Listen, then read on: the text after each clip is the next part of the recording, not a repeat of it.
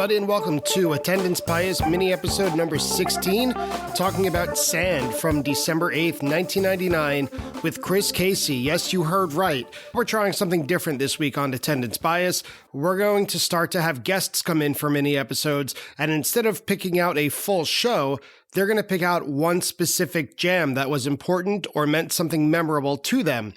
If you've been listening to Attendance Bias for a while, you may recognize the name Chris Casey, also known as Montroller, for his art series.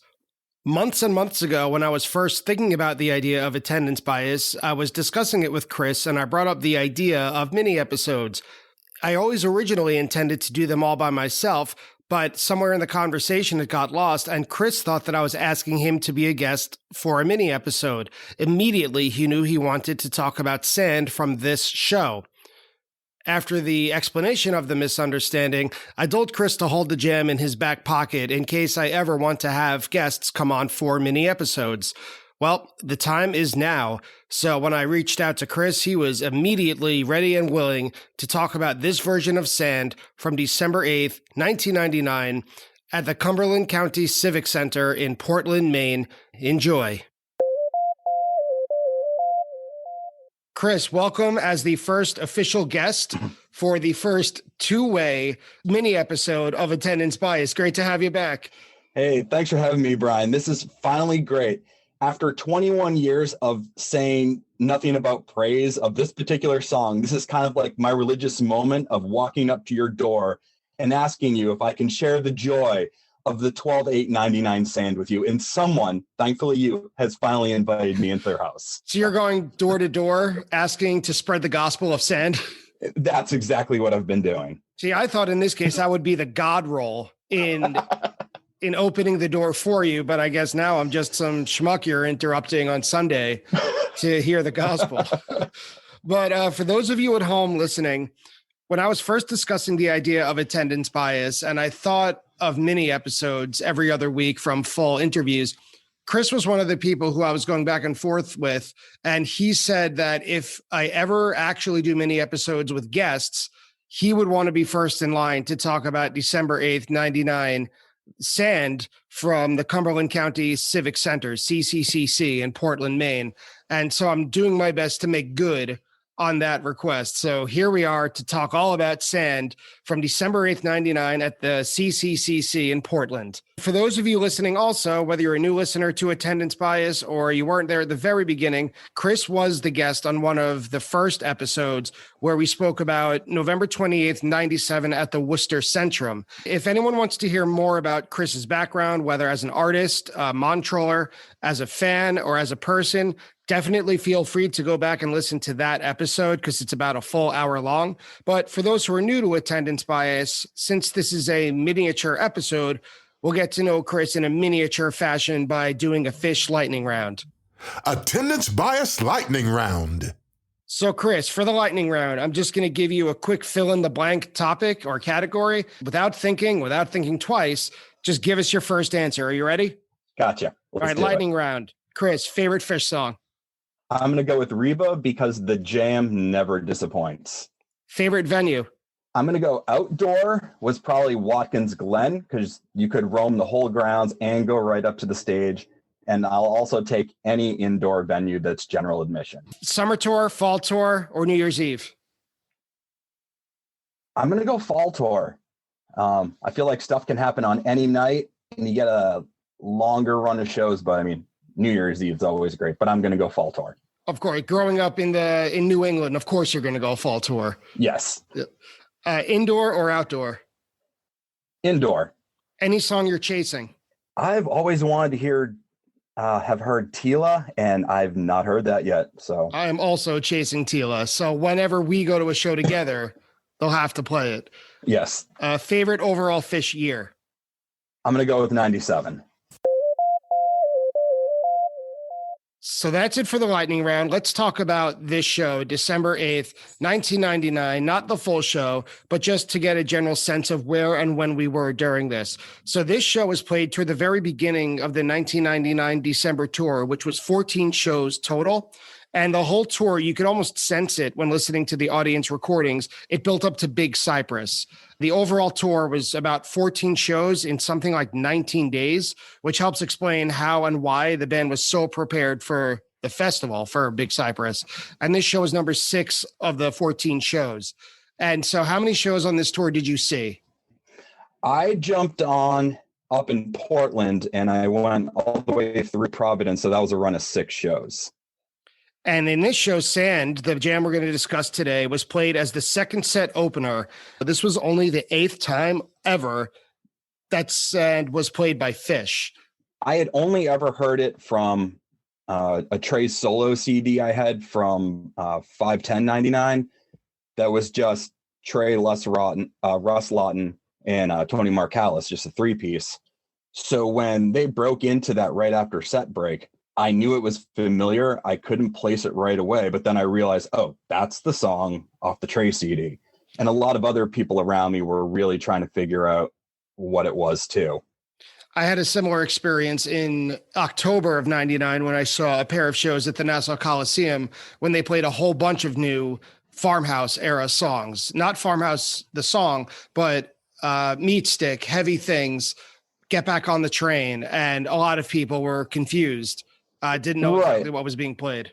Yeah, because that's the age before the immediacy of the internet to hear it right after. What was that new thing they did? So you're well versed going into a run of shows of all the stuff that's already happened. Yeah, it was right before that era. It was right before that. Right. So things were actually new to you in real time, which was great. Right. People didn't have phones, cell phones generally. Right. There was, the internet obviously existed, but it wasn't always updated in real time. You couldn't refresh anything that you had on your person. And so you had to find out after or find someone who is almost literally on tour to tell you the name of the new song. So to get right into it, why did you pick this song? Why Sand from this show? This was one of them that, as I had just gotten into the band during the summer, where I had that moment of going from really liking the band to completely getting it. And it was during the Reba Jam at Great Woods during the summer, where I, after that, was completely on board to see as much as I could to get those moments where things really clicked and the band just went for it. Going into this tour, I really wanted to get the entire grasp of what could happen. And former guest Joseph Rosenberg, picked me up at my, he picked me up at my dorm room. I had skipped out on the last 2 weeks of my junior year of college because I passed my papers in early. So I had 2 weeks of free time and we just went and did this whole segment of shows. And so the first night we had gone in there and things were really good. And this was second night of Cumberland County. And it was also at that point in time where, for people that might have heard the After Midnight podcast, where they talked about Big Cypress and that whole segment of how that came to be. They talked about the melding of fans that were into going to raves and techno and stuff like that, and the jam band scene. And that was completely where I was at that point in time. I was a big fan, house music, going to raves, and going to see live music. So I kind of knew the feeling of this song. So I was really excited to see where it went.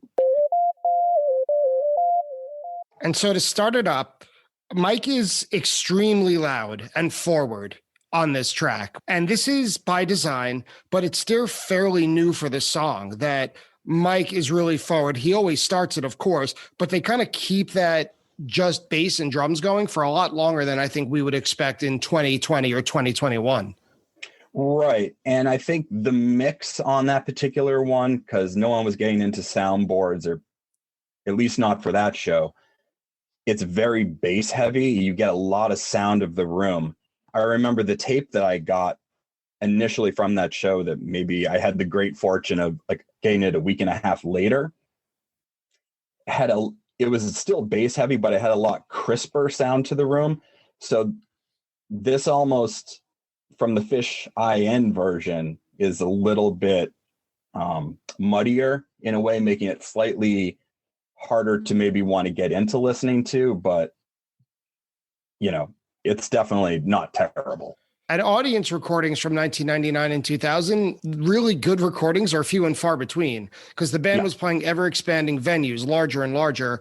And the recording technology at the time, it's gotten exponentially better. And so at the time, it's always very airy and it's very bass heavy. There's a huge bottom in every tape I have from this era. And most of the time, you can't even hear Page.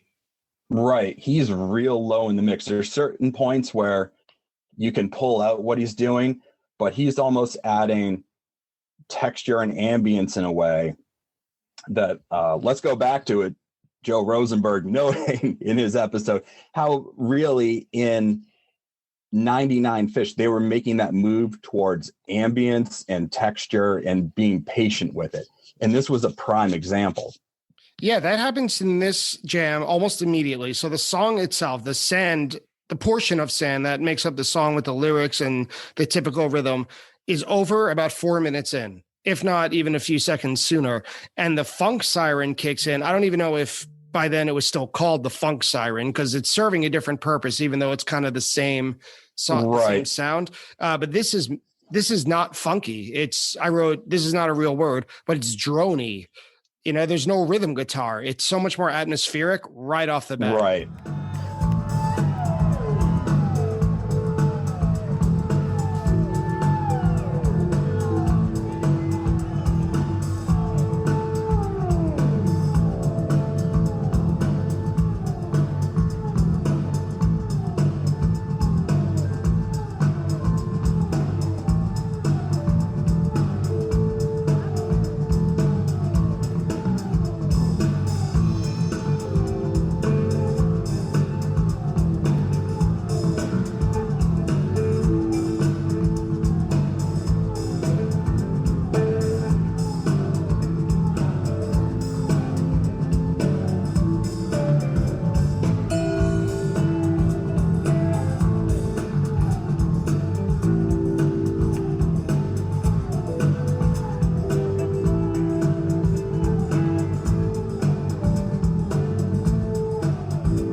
Yeah, you get that funk siren thing that just kind of layers out into some synthy pads that Page is laying down, and Trey's not going into a whole lot of notes right away. It slowly builds into like some tasteful note choices that he puts in sparsely, but they're put in very methodically, like into the right place to start building. Because as I've claimed about this particular show, the feel of this jam overall is like driving down a highway, but you see a storm approaching, like a mega storm that you're going to drive closer to and directly through. And so this is just kind of that beginning. We're adding the fact that, we see like some jet black clouds ahead. Like things are going to start to get like pretty serious pretty quick. It happens pretty quick. Around 6.5 minutes, Trey uses and this is not the best word. I wrote that he uses his stressed guitar tone. I don't know which pedal or effect it is. It's about 6.5 minutes. And it has 1999 Fish written all over it. It's not dissonant, but it is kind of amelodic. And for the most part, the band stays stationary, jam-wise. This is from the 6.5 to 7.5 minute segment, and they're building a soundscape instead of moving in fast forward, which I've learned through hosting this podcast. The moving in fast forward happened a lot in the summer of 1999, but it kind of stopped, not entirely, but for the most part, for this December and fall tour, that they kind of moved a lot more towards soundscapes and slowly building to a peak that you find yourself in the middle of without really quite recognizing how you got there. Because what you're saying is around that 7 minute mark, you can notice, and he's doing it on his boomerang looper, he's getting a first real, it's like that drone pad that he can just add as an overall under texture to his sound that he's playing on top of. And that's where I noticed that first real layer go on. What I need to say is it's the 7:21 mark of this song that completely changed my whole outlook on this. because all of a sudden there's this really quick note buildup, note descend, and then he just hits this chord on top of it that is the equivalent of just listening to a bomb drop. And this, like, it just blew my mind. You can hear in the audio the crowd reaction to that. And it's at that point that they just have this feeling of that they're off and running. And they're just looking to take no prisoners and go for it.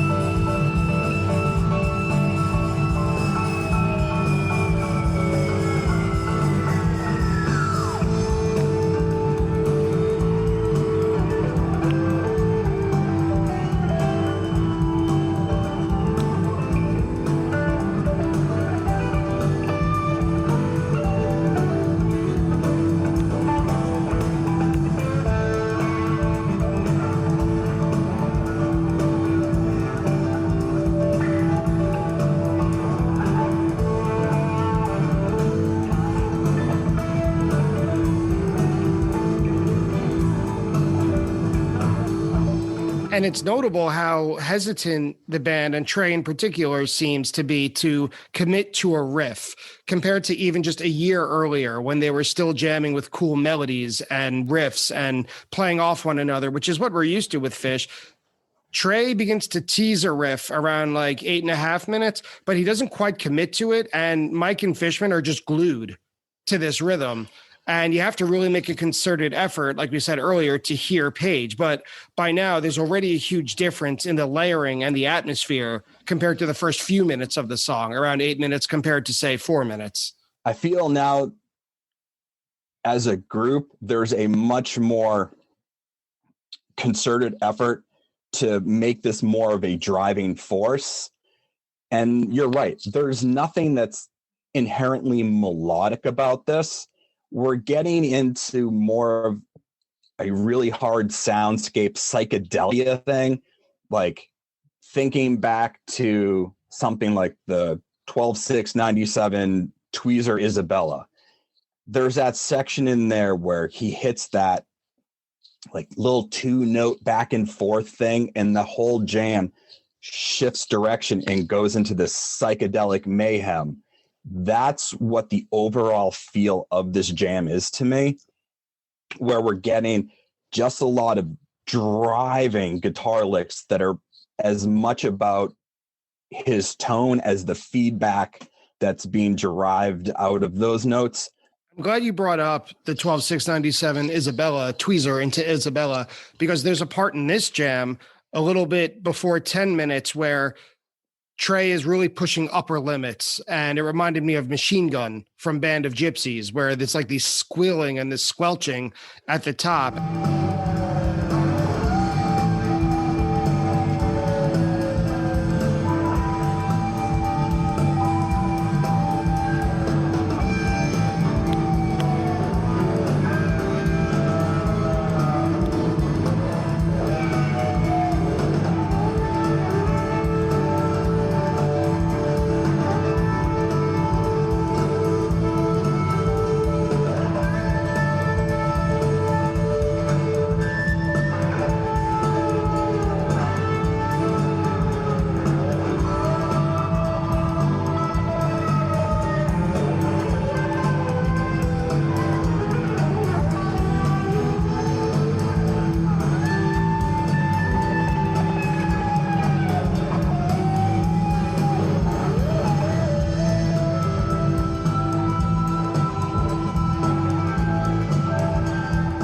And it sure matches the moment. But I was wondering if you remember where you were and what the world was like at this time, if everyone was into it, because it seems it's not very approachable. If you just came to see this band because you had heard some of their studio stuff, or even like my first introduction, which was I had a mixtape from one of my sister's friends that had Fee and Bouncing Around the Room. If that's your mindset going in of it's kind of like this, maybe that doesn't do it for you.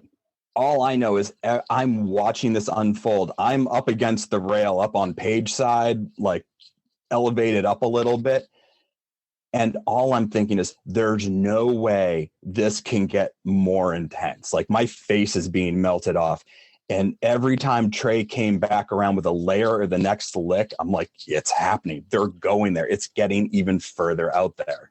Right, but he never comes back. I wrote that he keeps teasing that he may go back to a more straightforward guitar line, but he always goes back out to do more layering. And the band is slowly, steadily, and kind of subtly building this ambient noise around it. The guitar, right. That is. Throughout the process, he keeps adding layers onto that boomerang. So underneath him, you just have this searing guitar that sounds like a jet plane. Mm-hmm. Mm-hmm. So he's hitting the 2-note trill, and he's doing the same effect that he did from around 721, which I think is on the whammy pedal. And he's just building the pitch of this, and it's continuing to get the rest of the band to follow along. Page is on the piano doing this ascending piano part where the whole band finally peaks out and it just explodes. And Trey just has absolutely searing guitar coming over the top of that once the band explodes. Right, it's like being in the, like for the Storm equivalent, you're in the middle of an F5 tornado at that point. It is insane.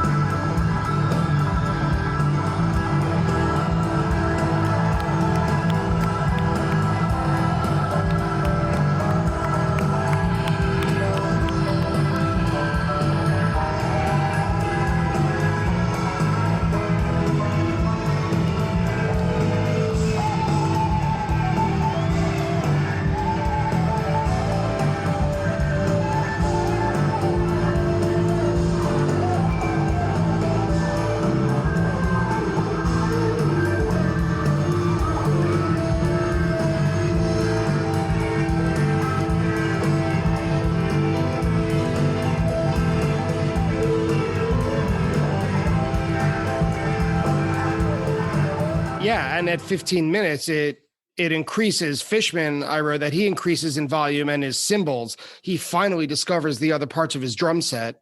Because for the whole 15 minutes up to that point, it's just the typical sand beat, which is, that's what serves the song. But now he's getting into it. And once one band member steps out, it's almost like permission that someone else other than Trey can deviate from the typical part of this song.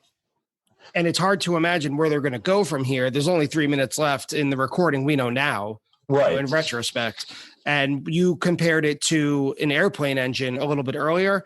By the time the song is winding down around 17 minutes, it really feels like a jet is powering down. And that's when I realized Mike hasn't left the bass line at all in 18 full minutes. Yeah, no, he's been locked in the whole time. And that's a hard task. Like, you think it's easy just to do the same thing repetitively. It's not for 18 minutes. So kudos to him. I can imagine this totally ripping people's heads apart. I can imagine people, especially those best friends we know at the back of the lawn who need to just kind of have their own space. I can imagine them being totally thrown into, like you mentioned, an F5 tornado by this. I could also imagine others who might get bored by it and who might just see it as a lot of drone and drone and drone and pity them because for the next year and a half, that's what Fish's sound would be. Right. How are you feeling after it?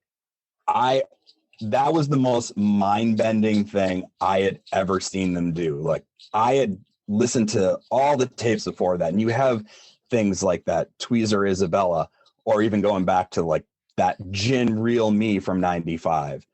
You hear that and you wonder, will I ever see something like that affects me like that in real time? And that was it for me. So right after that song finished up, I was just looking around. I was trying to figure out where Joe was to just be like, what the fuck was that? That was the most insane thing I've ever seen. And he's like, I don't know. And he holds up backstage passes. He's like, I got after show passes. He always finds his way. But yeah, as a collective whole, I think everyone was extremely blown away by what just happened.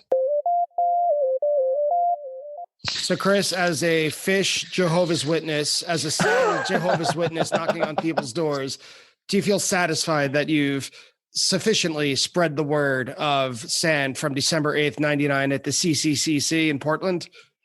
You know, I hope I have just brought it to everyone's awareness and to at least give it a listen. It's worth consideration. I might have what they refer to as, and stop me if you haven't heard this term before, attendance bias. Once or twice. Yeah. But it's one of like the handful of moments I have from the band that will stand out forever. Like I still get the same feeling listening back to that, like that what that thing is that happened at the 721 mark. It gives me the same feeling every single time I listen back to it. And that's it for today's mini episode of Attendance Bias with Chris Casey. I'd like to thank Chris for coming to join me today to talk about Sand from December 8th, 1999 at the CCCC in Portland, Maine.